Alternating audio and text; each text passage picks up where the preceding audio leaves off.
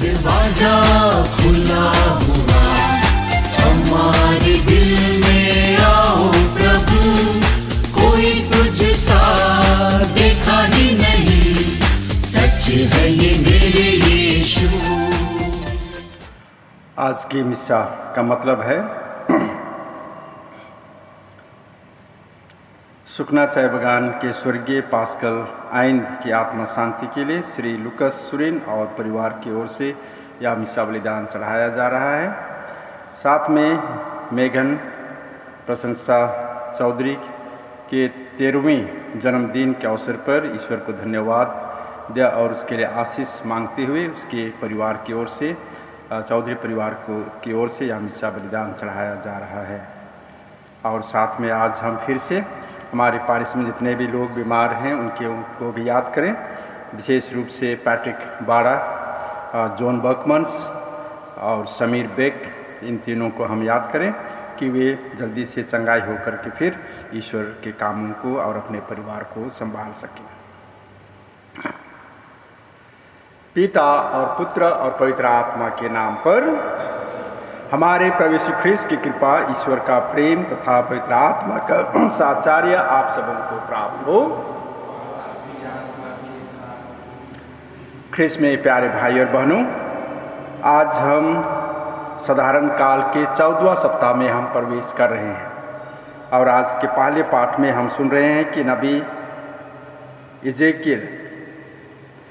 इजेकियल के ग्रंथ से हम सुन रहे हैं कि ईश्वर उन्हें पवित्र आत्मा उनके हृदय में डाल दिया है और उन लोगों के बीच में भेज रहा है जहां उसे बहुत सारे कठिनाइयों का सामना करना पड़ेगा।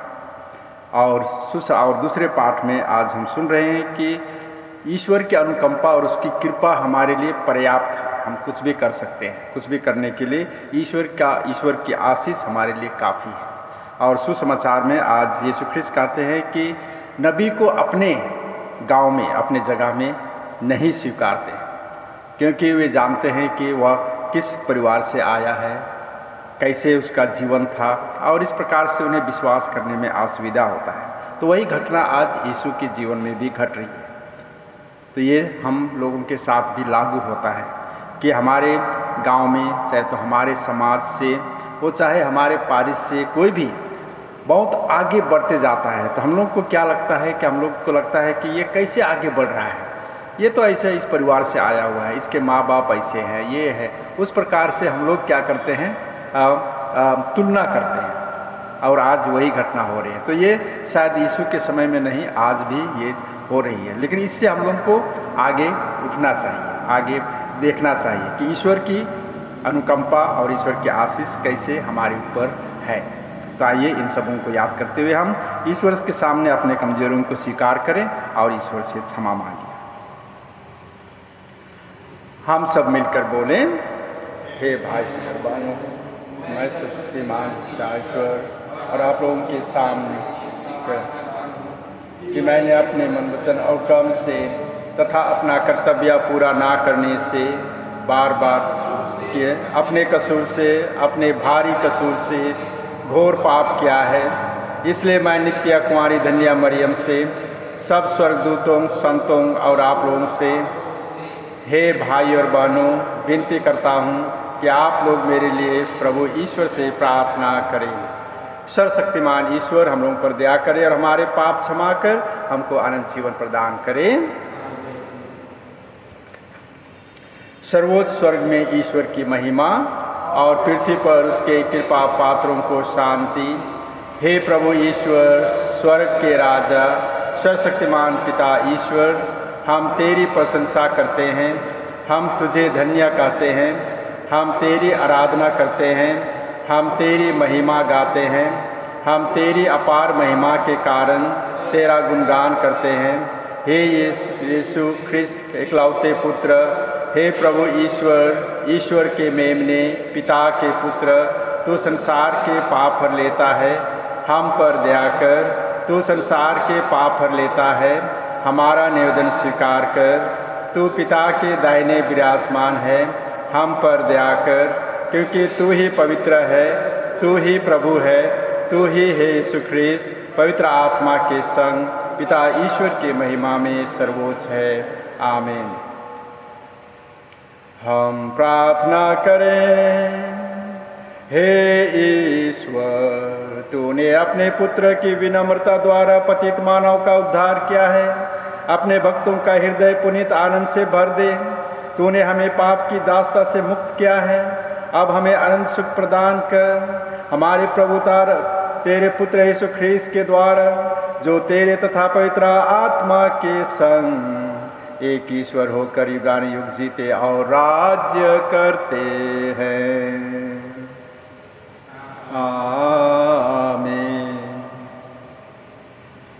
पहला पाठ नबी इज़ाइकेल का ग्रंथ।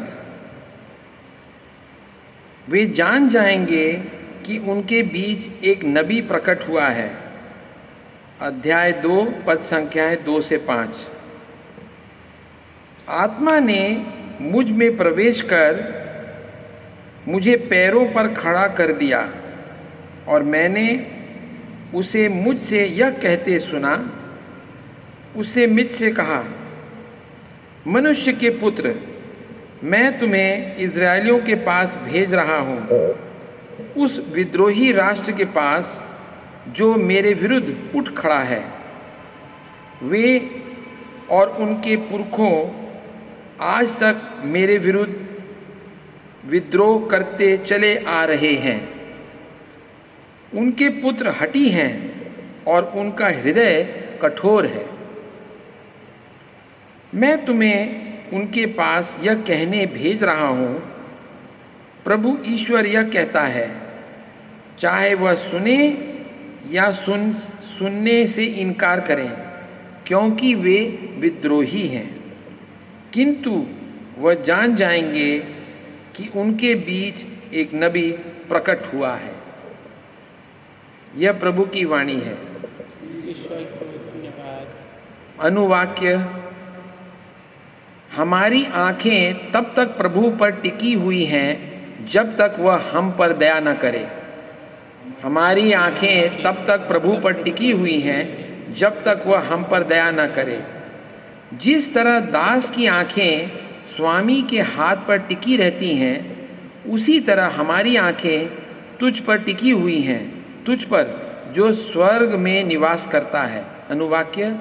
हमारी आंखें तब तक प्रभु पर टिकी हुई हैं जब तक वह हम पर दया न करे। जिस तरह दासी की आंखें स्वामिनी के हाथ पर टिकी रहती हैं, उसी तरह हमारी आंखें तब तक अपने प्रभु ईश्वर पर टिकी हुई हैं जब तक वह हम पर दया न करे। अनुवाक्य। हमारी आंखें तब तक प्रभु पर टिकी हुई हैं जब तक वह हम पर दया न करे। हम पर दया कर हे प्रभु, हम पर दया कर। हम तिरस्कार सहते सहते तंग आ गए हैं। हमारी आत्मा धमनियों के उपहास और घमंडियों के तिरस्कार से तंग आ गई है। अनुवाक्य। हमारी आंखें तब तक प्रभु पर टिकी हुई हैं जब तक वह हम पर दया न करे।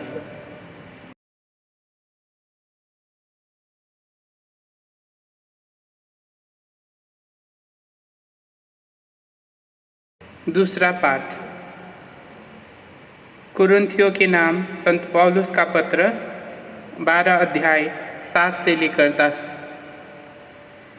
मैं अपनी कमजोरियों पर गौरव करूँगा ताकि मसीह का सामर्थ्य मुझ पर छाया रहे। मुझ पर बहुत सी असाधारण बातों का रहस्य प्रकट किया गया है। मैं इस पर घमंड ना करूं, इसलिए मेरे शरीर में एक कांटा चुभा दिया गया है। मुझे शैतान का दूत मिला है ताकि वह मुझे घूंसे मारता रहे और मैं घमंड ना करूं।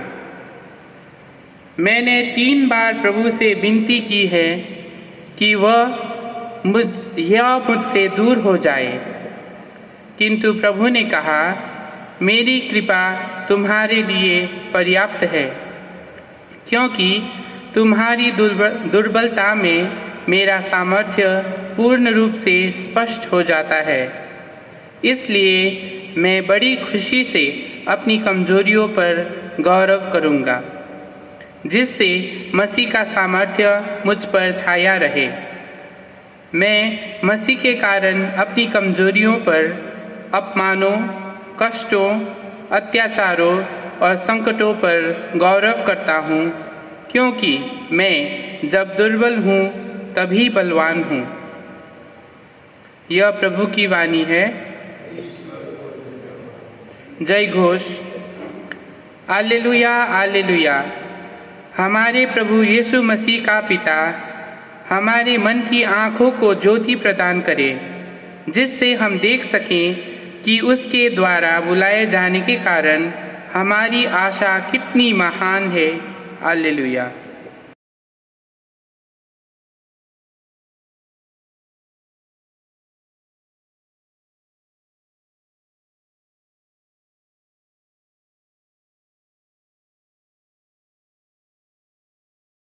प्रभु आप लोगों के साथ हो।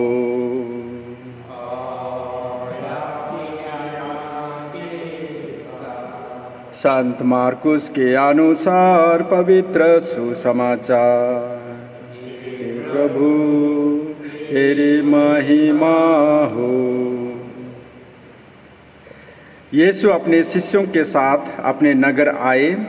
जब विश्राम दिवस आया तो वह सभागृह में शिक्षा देने लगे। बहुत से लोग सुन रहे थे और अचंभे में पढ़कर कहते थे, यह सब इसे कहाँ से मिला?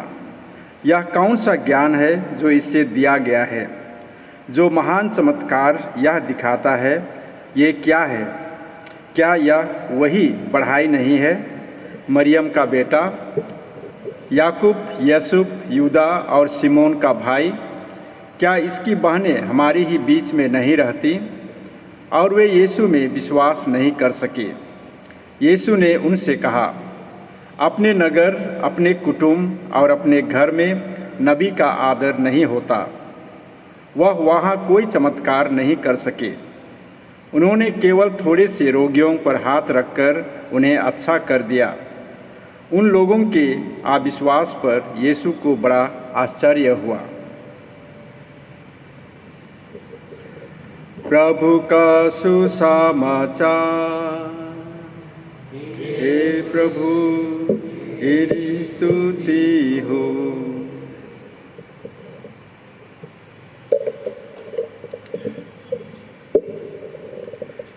ख्रिस्त में प्यारे मिशेल और भाइयों, आज के पहले पाठ में हम सुने हैं कि प्रवक्ता इज़ेकिएल को ईश्वर किस प्रकार से किन लोगों के बीच में भेज रहा है।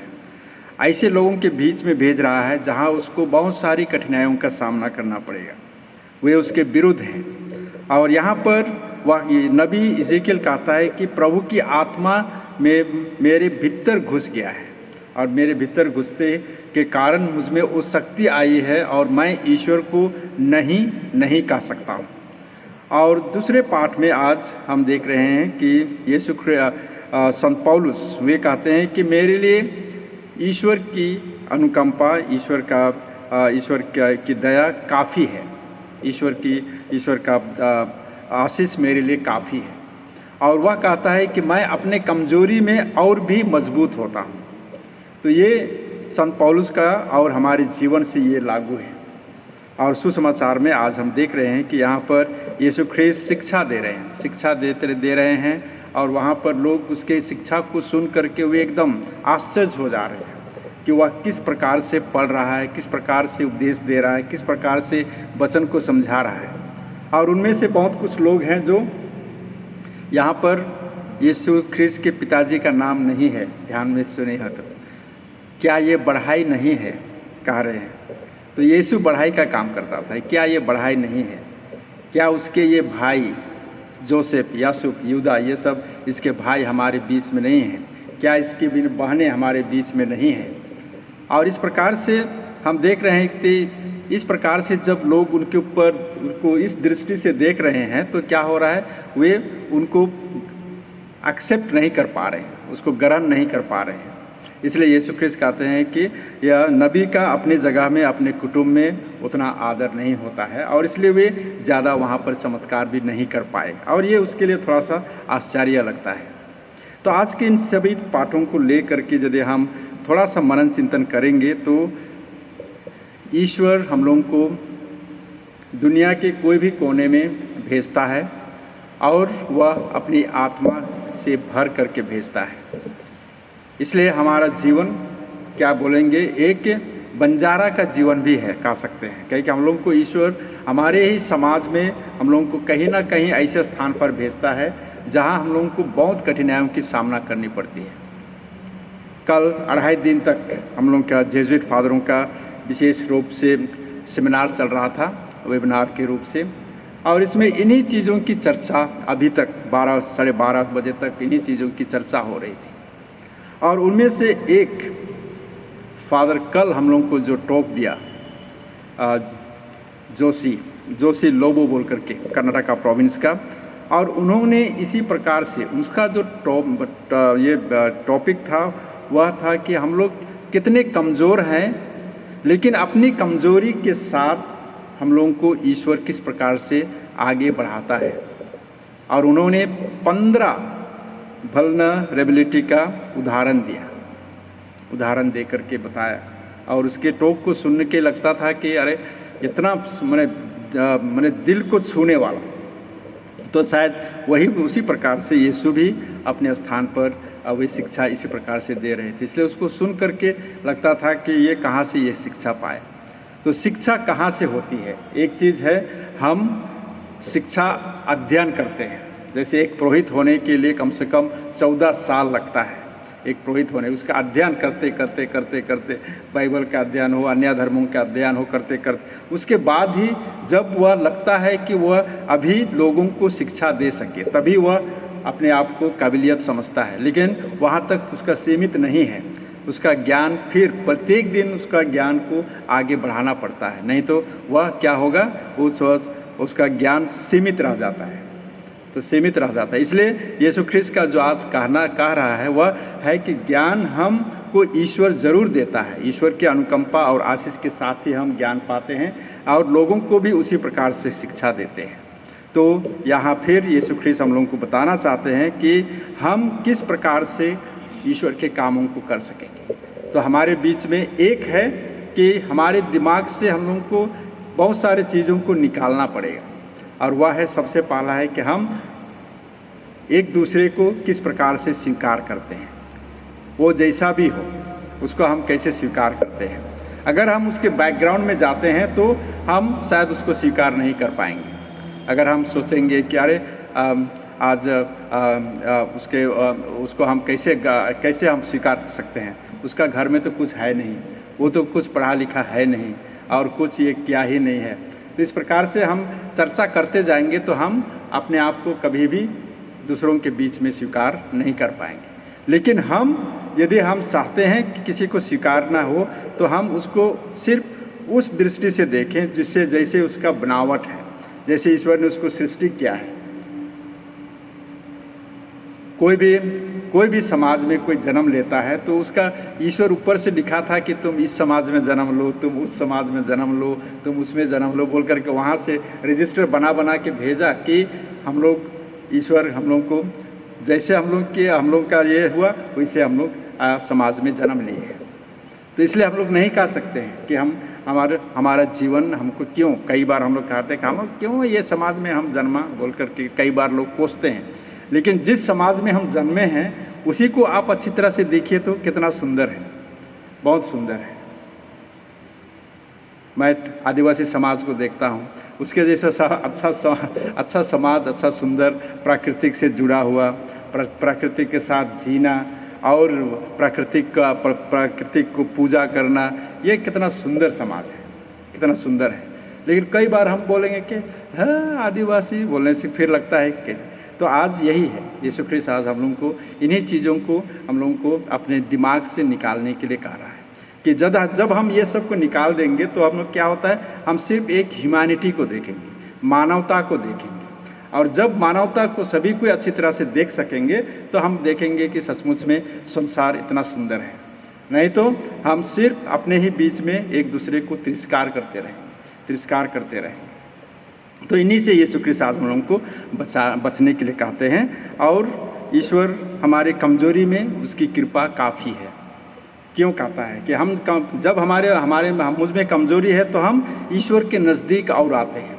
संत पौलुस उसका उदाहरण है, और इसलिए हमारा जो पाप स्वीकार संस्कार है वह उसी से बनाया हुआ है। हम अपने कमजोरी को स्वीकारते हैं, ईश्वर के सामने स्वीकारते हैं, और हम मजबूत बनते जाते हैं, मजबूत बन करके हम फिर ईश्वर के कामों को करते हैं। तो ये हमारे लिए ईश्वर सब समय उसकी आशीष और कृपा हमारे लिए पर्याप्त है, और इसलिए हम कहीं भी जाते हैं तो वही ईश्वर की आशीष और कृपा से हम आगे बढ़ते हैं। तो आज हम इन सभी चीज़ों के लिए हम विशेष रूप से ईश्वर को धन्यवाद दें, और मैं विशेष रूप से हमारे जो कॉन्फ्रेंस हुआ उसके लिए भी धन्यवाद देना चाहूँगा कि इसमें लास्ट जो स्पीकर थे जेम्स हैगडी बोल करके, वे रोम से वे टॉक दिए, और उन्होंने सिर्फ बहुत सिंपल तरीक़ा से उन्होंने बताया कि विश्वास को हम, लोगों के विश्वास को हम कैसे बढ़ाएं। और उन्होंने कुछ नहीं कहा, उन्होंने ये करो वो करो उन्होंने नहीं कहा, उन्होंने इतना ही कहा कि आप उनके साथ चलिए, बस उतना, आप अपने विश्वासों के साथ चलिए, उनके दुख तकलीफ में आप रहिए और उनके साथ रहिए, और वही है उनके विश्वास को बढ़ाना। बड़े बड़े कामों को करने की ज़रूरत नहीं है, उनके साथ आप चलने की कोशिश कीजिए, और यदि हम अपने तरीक़ा से करेंगे तो नहीं होगा। और इस प्रकार से उन्होंने बहुत अच्छी चीज़ों को समझाया, और आज के पाठ से भी यह ताल्लुका रखता है। तो आज आइए हम ईश्वर से को धन्यवाद दें और ईश्वर से प्रार्थना करें कि हम एक दूसरे को स्वीकार सकें और अच्छी तरह से अपने कामों को कर सकें। मैं स्वर्ग और पृथ्वी के सृष्टिकर्ता सर्वशक्तिमान पिता ईश्वर और उसके इकलौते पुत्र हमारे प्रभु यीशु मसीह को विश्वास करता हूँ, जो पवित्र आत्मा के द्वारा गर्भ में आया, से क्रूस पर चढ़ाया गया, मर गया और बनाया गया, वह अधोलोक में उतरा और इसी से मृतकों में से फिर जी उठा, वह स्वर्ग में आरोहित हुआ और सर्वशक्तिमान पिता ईश्वर के दाहिने हाथ विराजमान है, वहाँ से वह जीवित और मृतकों का न्याय कराएगा। मैं पवित्र आत्मा और पवित्र आत्मा के रसिया अपने शिक्षा पिता आपकी शिक्षा देने के प्रधान और जीवन में विश्वास करता हूँ। आइए आज हम स्वर्गीय पास्कल आइन की आत्मा शांति के लिए प्रार्थना करें, जिन्हें ईश्वर ने अपने यहाँ बुला लिया है। ईश्वर उनके सभी पापों को क्षमा करे और उन्हें अनंत शांति प्रदान करे। इसके लिए हम पिता ईश्वर से निवेदन करें। हम मेघन प्रशंसा के लिए प्रार्थना करें। उनका तेरहवां जन्मदिन के अवसर पर ईश्वर से उनके माता पिता आशीष मांग रहे हैं। उनके इस जन्मदिन में ईश्वर उन्हें आशीष और कृपा से भर दे, जिससे कि वे सभी अपने सभी कामों को अच्छी तरह से कर सके और माता पिताओं के अधीन में रह करके वे सभी चीज़ों को अच्छी तरह से सीखते हुए आगे बढ़े। इसके लिए हम पिता ईश्वर से निवेदन करें। हम हमारे पारिश में जितने भी लोग बीमार हैं उनके लिए प्रार्थना करें, और विशेष रूप से हम जॉन बर्कमन्स और पैट्रिक बारा और समीर बेक, इन तीनों के लिए प्रार्थना करें जो बीमार से पीड़ित हैं। उन्हें ईश्वर जल्दी से चंगाई प्रदान करे। इसके लिए हम पिता ईश्वर से निवेदन करें।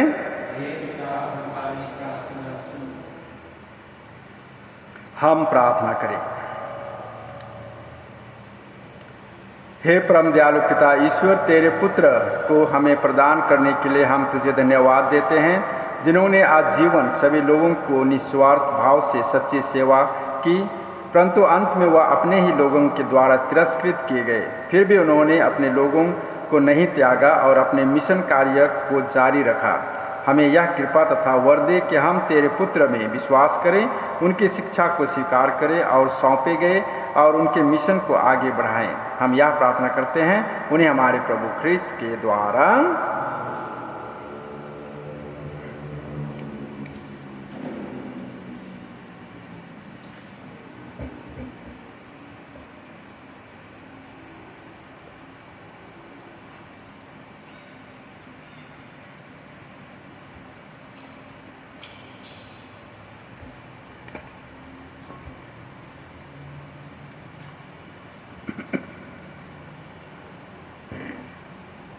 धन्य है तू सकल सृष्टि के प्रभु ईश्वर। यह रोटी जिसे हम तुझे चढ़ाते हैं हमें तेरी उदारता से मिली है। यह पृथ्वी की उपज है और मनुष्यों के परिश्रम का फल।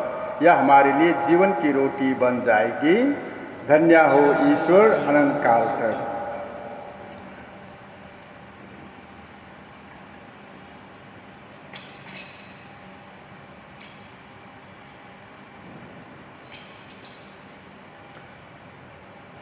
धन्य है तू सकल सृष्टि के प्रभु ईश्वर। यह दाखरस जिसे हम तुझे चढ़ाते हैं हमें तेरी उदारता से मिला है।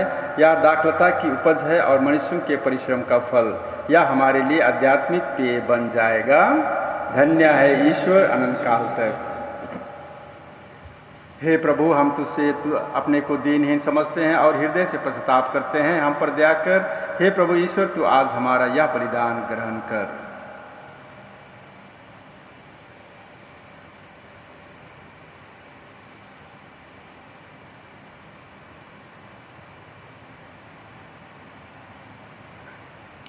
भाई और बहनों, प्रार्थना कीजिए कि मेरा और आप लोगों का यह बलिदान पिता परमेश्वर ग्रहण करें। तो अपने नाम की स्तुति तथा महिमा के लिए और हमारे तथा समस्त पवित्र कलीसिया के लाभ के लिए मेरे हाथों से यह बलिदान ग्रहण करें। हे प्रभु, जो भेंट हम तुझे समर्पित करते हैं वह हमें शुद्ध करे और दिव्य जीवन बिताने के लिए नित्य प्रेरित करे। यह वर दे हमारे प्रभु ख्रीस्त के द्वारा। प्रभु आप लोगों के साथ हो।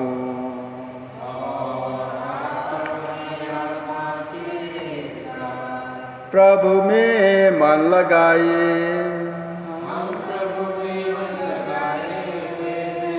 हम अपने प्रभु ईश्वर को धन्यवाद दें।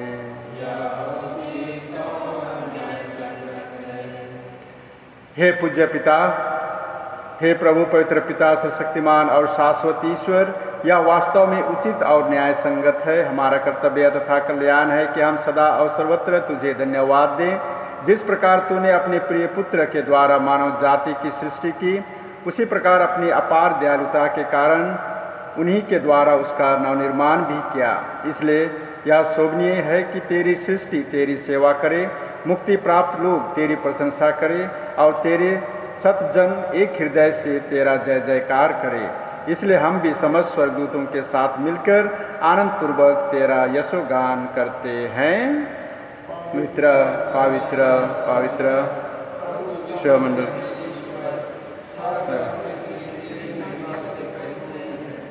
स्वर्ग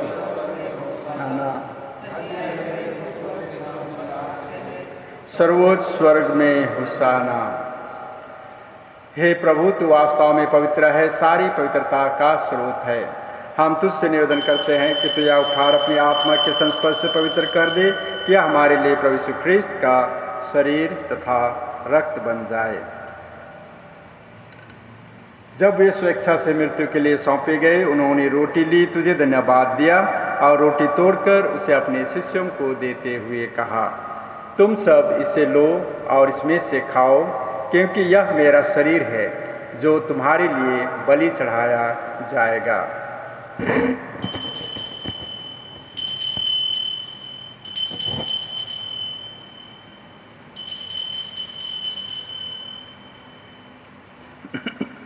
इसी भांति भोजन के बाद उन्होंने कटोरा लिया, तुझे धन्यवाद दिया और उसे अपने शिष्यों को देते हुए कहा, तुम सब इसे लो और इसमें से पियो, क्योंकि यह मेरे रक्त का कटोरा है, नवीन और अनंत व्यवस्थान का रक्त, जो तुम्हारे और बहुतों की पापों की क्षमा के लिए बहाया जाएगा।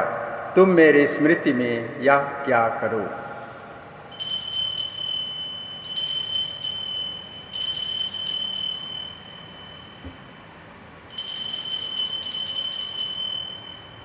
विश्वास का रहस्य।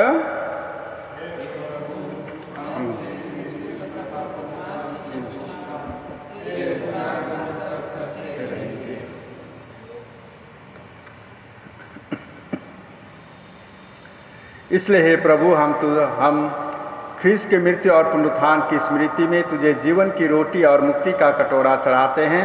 हम तुझे धन्यवाद देते हैं कि तूने हमें अपने सम्मुख उपस्थित होने और अपनी सेवा करने का सौभाग्य प्रदान किया है।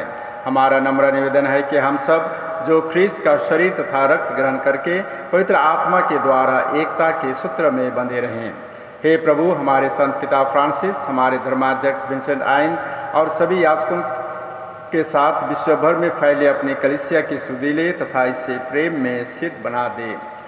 हे प्रभु, अपने सेवक पास्कल आइन की सुधीले जिनको तूने इस लोक से अपने यहाँ बुला लिया है, इन्हें यह वर दे कि जैसे ये बपतिस्मा में तेरे पुत्र की मृत्यु के सहभागी हुए थे, वैसे ही उनके पुनरुत्थान का भी सौभाग्य प्राप्त करें। हे पिता परमेश्वर, आज हम मेघन प्रशंसा चौधरी के लिए प्रार्थना करते हैं। वह 13वां जन्मदिन वह मना रही है।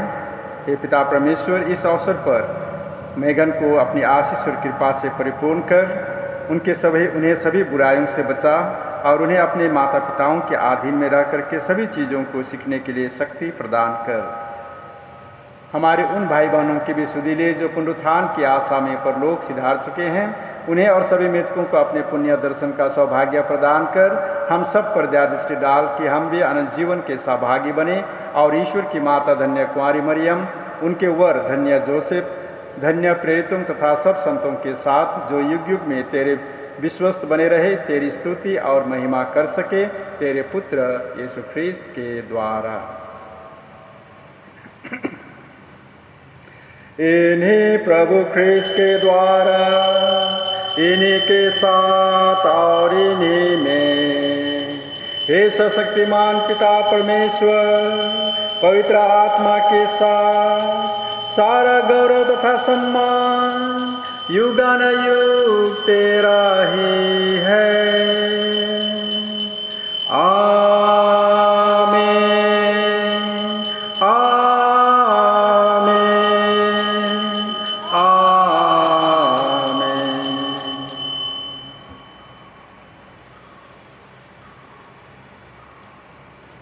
हम सब मिलकर पिता परमेश्वर से प्रार्थना करें जैसे प्रभु ने हमें सिखाया है।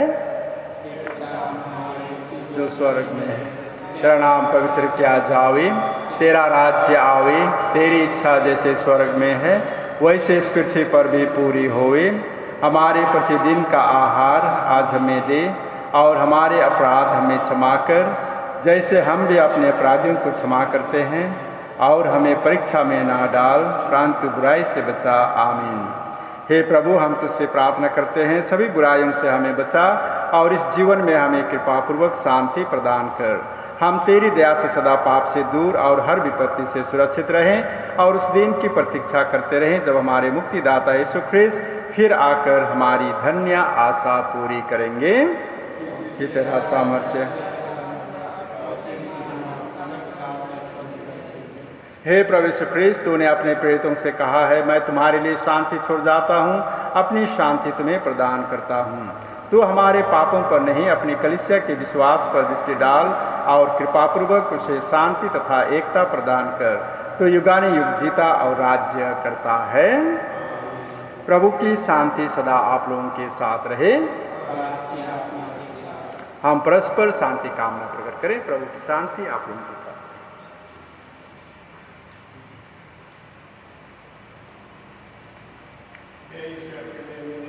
संसार का पाप देता है, हम पर दया कर। ईश्वर की निर्दयी संसार का पाप देता है, हम पर दया कर। ईश्वर की निर्दयी संसार का पाप देता है, हमें शांति प्रदान कर।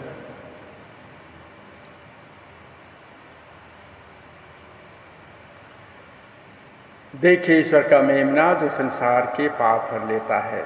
धन्य है वे जिस भोज में बुलाए जाते हैं। हे प्रभु, मैं योग्य नहीं हूँ कि तुम मेरे यहाँ आओ, किंतु एक ही शब्द का दे और मेरी आत्मा चंगी हो जाएगी। मेरे दिल में तो मेरे मन में तो मुझ में तो अपना वास बना, मेरे प्यारे प्रभु। मेरे दिल में तो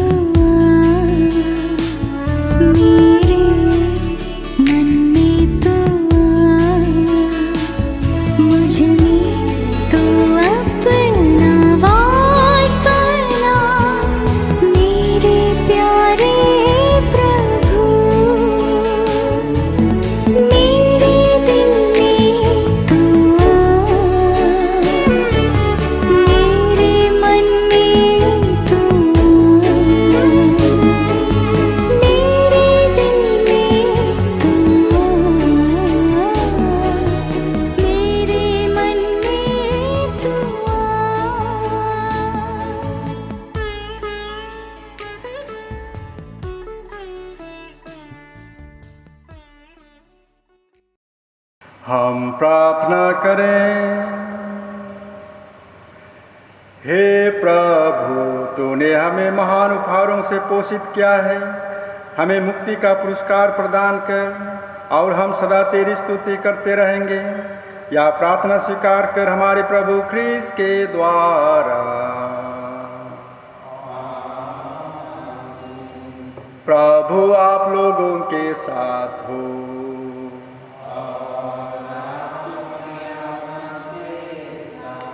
सर्वशक्तिमान ईश्वर पिता और पुत्र और पवित्र आत्मा आप सबों को आशीर्वाद प्रदान करे।